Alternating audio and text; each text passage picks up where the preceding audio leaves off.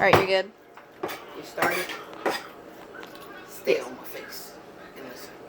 Okay. Okay. So yeah, I make Cajun gar balls. Really simple, easy recipe. Delicious, tastes so good. Put a bowl on your head. Your tongue will beat your brains out trying to get to it. I mean, you'll just slap your mama and change your religion. If you ain't wifey material, learn how to make this shit straight up. He gonna put a ring on it. So you start off with your gar fillet. Now this is part of one fillet of a small 3 to 4 foot gar. She was a fat hoe. Anyways, now she on my cutting board. Now, there's multiple ways you can make gar because gar is a white, meaty fish. It's not like regular fish where as soon as you start to cook it, it turns to mush or it flakes apart. You can actually put these bad boys on the grill. You can cut them as steaks. You can smoke them. They're actually delicious. There's a lot of old wives' tales about, oh, you don't eat those fish, you know, they eat dead stuff and they eat everything from the bottom, but technically, every damn fish in the sea eats everything from the bottom.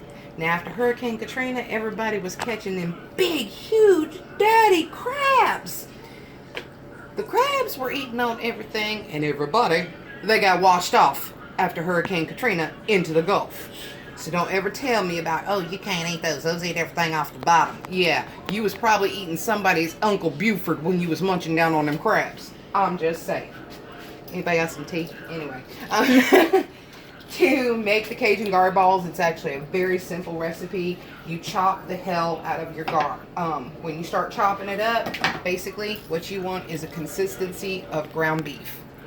Alright, the recipe is real simple. 2 pounds of gar, 1 cup of green onions or scallions, a pound of boiled potatoes, or you can use potato flakes, which is a lot easier because you can slowly mix it in and get your consistency right to where you can roll these into a ball that will hold real good. 2 medium onions, diced of course, a 1/4 cup of Cajun seasoning, 1/4 cup of all-purpose flour. You're also going to need cornmeal, but you do not mix the cornmeal in the gar. You actually form your balls up real good, and then right before you drop it into the hot grease, you literally roll it through the cornmeal just to get a light coating. You don't want it packed on tight because, like I said, this is a meaty, meaty fish. So it does not need a lot of breading at all, and you don't want it caked with breading and then have solid meat on the inside. But other than that, since most people don't really own meat grinders these days, because you can grind this stuff up and make a sausage, a Cajun sausage with it, depending on what you season it with. I'm breaking it back with real super old school before meat grinders, big ass butcher knife. This one says it's made in Japan and they all about butcher knives and shit, so it should be good. And you just start chopping the shit out of it. So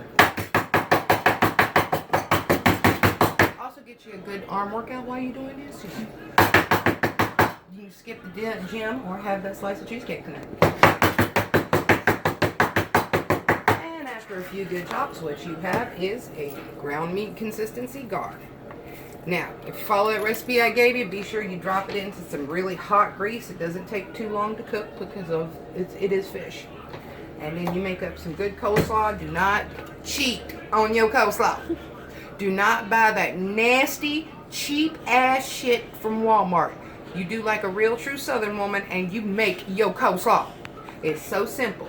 Milk, sugar, mayonnaise, and a little bit of vinegar. You can't screw that up.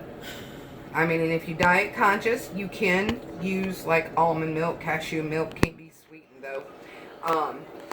Still need to use the sugar though. You don't have to use the sugar. It's a Southern thing. It's even written in the Bible. I swear. Just believe me. And your vinegar and yeah, mix it around real good. Let that set while you're doing all this. Also, your hush puppies. You can make those in a number of different ways. I myself prefer a little variety with mine, not just plain balls of fried cornmeal.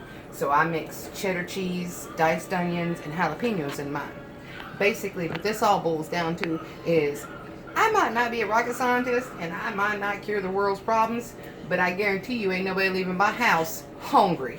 I can break it off in the kitchen, okay? I'm kicking this shit off like Super Bowl Sunday. All right, y'all have a good day.